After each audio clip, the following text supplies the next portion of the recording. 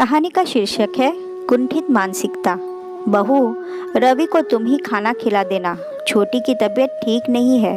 पार्वती देवी ने अपनी बड़ी बहू सुचिता को आदेश दिया तो दिन भर से काम से थकी सुचिता ने बूझे मन से कहा, जी माँ जी, और रसोई का काम समेटने लगी। सुचिता जब से इस घर में दुल्हन बनकर आई है, पार्वती देवी ने कभी उससे सीधे मुंह से बात नहीं की।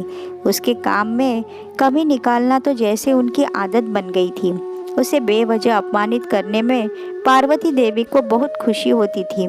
इस तरह से बार बार अपमानित होना सुचिता को बहुत बुरा लगता था। वह सास को प्रसन्न करने की हर संभव कोशिश करती, लेकिन कोई फायदा नहीं होता।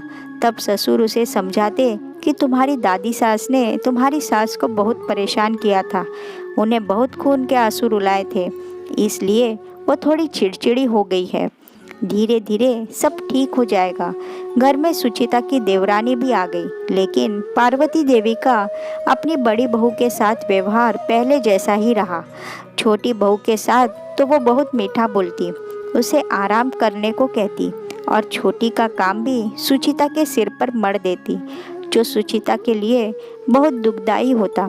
आज भी उन्होंने उससे यही कहा कि तुम्हारा देवर रवि देर से आएगा, छोटी बहू तो सो गई है, रवि को तुम ही खाना खिला देना।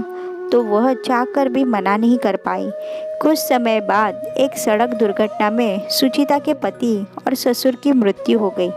अब तो पार्वती देवी उससे यही कहती रहती कि मेरे पति और बेटे को खा गई। सुनकर सुचिता को अत्यंत पीड़ा होती।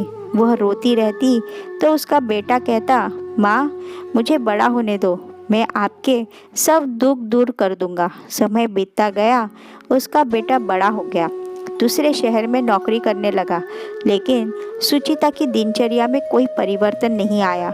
ढलती उम्र में काम के बोझ से वो बीमार रहने लगी। तब उसके बेटे से रहा नहीं गया।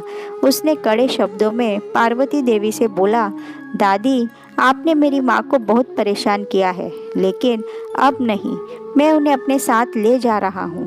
पार्वती देवी अकड़कर बोली, ले जा, मेरे लिए तो छोटी बहू ही सब कुछ है।